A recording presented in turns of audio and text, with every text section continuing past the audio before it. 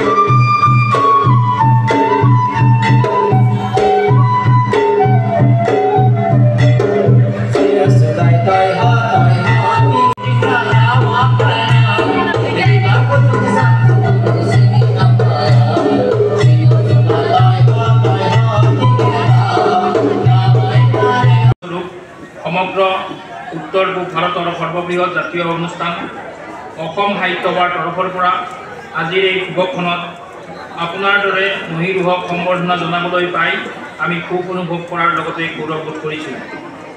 এই মহান শিল্পীবৰ নগাঁও জিলাৰ কামপুৰ অঞ্চলৰ তেতেলীখৰা গাঁৱৰ নিশাৰী নৈৰ পাৰত 1940 খ্ৰীষ্টাব্দৰ 31 জুলাইত জন্মগ্ৰহণ কৰি সাধাৰণ জীৱন যাপনেৰে সংগীত সাধনাৰে অসমীয়া আধুনিক সংগীতক আপুনি এক সুকীয়া মাত্ৰা প্ৰদান কৰিলে। তাৰ বাবে আমি আপোনাক অভিনন্দন জ্ঞাপন কৰিলোঁ।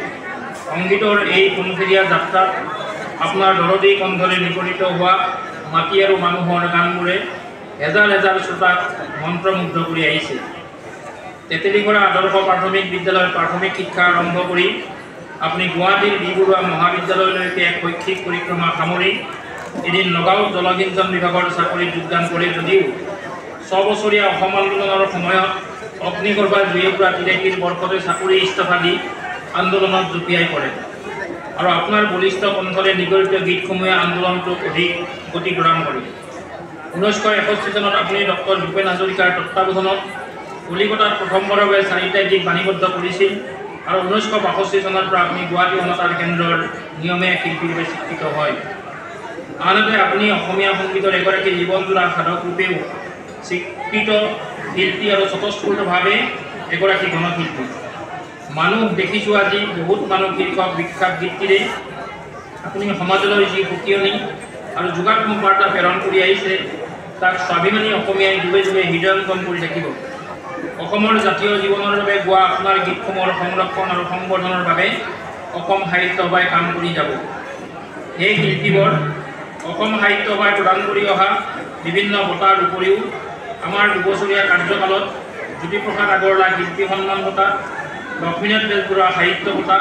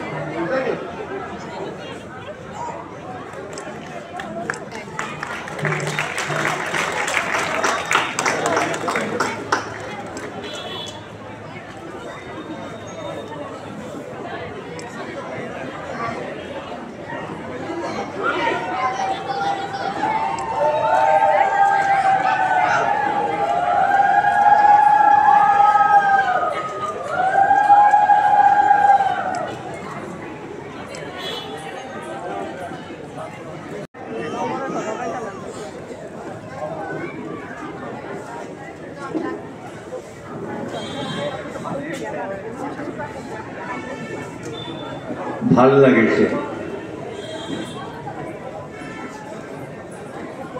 ভাল লগা শব্দটো সাংঘাতিক, কিন্তু ভাল এনেই নালাগে, ভাল লাগিছে শব্দটো পিয়াহত যেনেকৈ পানী এটোপা খালে ভাল লাগে, তেনেকুৱা ভাল লাগিছে। বিশেষকৈ এই অঞ্চলত আজি অসম সাহিত্য সভাই এনেধৰণৰ অনুষ্ঠান সমন্বয়ৰ বাৰ্তা দিছেহি। ই বৰ শুভ লক্ষণ। মই বেছিকৈ কথা নকওঁ।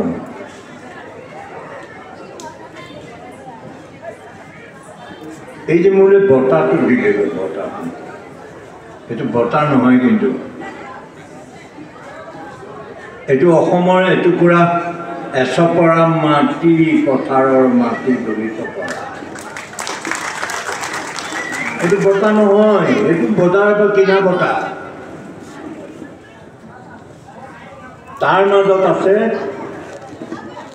এটুকুৰা এচপৰা পথাৰৰ হাল বোৱা কৃষকৰ নাঙলৰ তেজৰ ফালত, নাঙলৰ ফালত তেজৰ চেকুৰা লগা এই এচপৰা মাটি মোক দিলে অসম সাহিত্য সভাই। আৰু সেইদৰে মই গৰ্ব কৰিম, মই অহংকাৰ কৰিম, সূৰ্যদাসে অহংকাৰ কৰিম, মোৰ অহংকাৰ আছে। মোৰ ওচৰলৈ এতিয়াই আহা, মোৰ অহংকাৰ থাকোঁতেই আহা, মোৰ নম্ৰতা থাকোঁতেই আহা, মোৰ কণ্ঠ বলিষ্ঠ হৈ থাকোঁতেই আহা। সময় নাই আৰু। সূৰ্যাস্ত মানেই জানো সূৰ্যৰ মৃত্যু হৈ যায়? কি কয় হাজৰিকা? আপোনাৰ মোৰ নামটো একে, কিন্তু কলিকতাত 60-61 চনত ভূপেনদাৰ ঘৰত পাইছিলোঁ। ডিব্ৰুগড়িৰ ল'ৰা, হয়নে? ডিব্ৰুগড়িৰ ল'ৰা। কওঁ ঘৰত মাজে মাজে, এই মানুহটো মানে এই ল'ৰাটো আৰু এই মানুহটো বহুত ধনী মানুহ দেই। এতিয়া সাহিত্যৰো ধনী হৈ গ'ল বাপৰে। আৰু তেখেতক এটা অনুৰোধ কৰিম,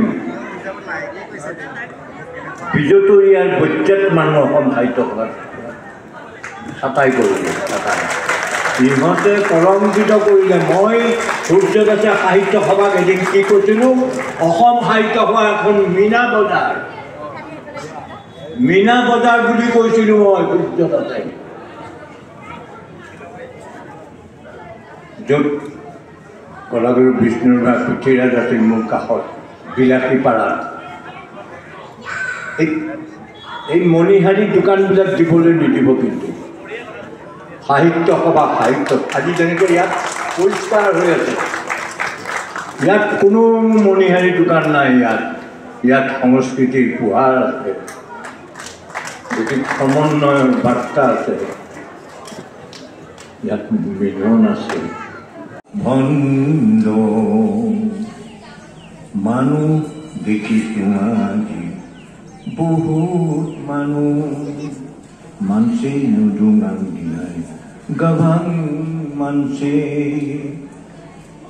কথাৰ সিন্ধু জানো গভীৰ সীমান, কৰমৰ সিন্ধু গভীৰ কিমান। কথাৰ সিন্ধুমতী অমৃত বুলি ভাবি, গৰলকে পান কৰি পাইছে আনন্দ। হেৰুৱাই পলে পলে জীৱনৰ মধু মৃদু ছন্দ। মানুহ দেখিছোঁ আজি, বহুত মানুহ মানছে নুডুঙাং দিনাই গাভাং মানছে। হে আকাশ উদাৰতা সিঁচি দিয়া, হে মলিনতা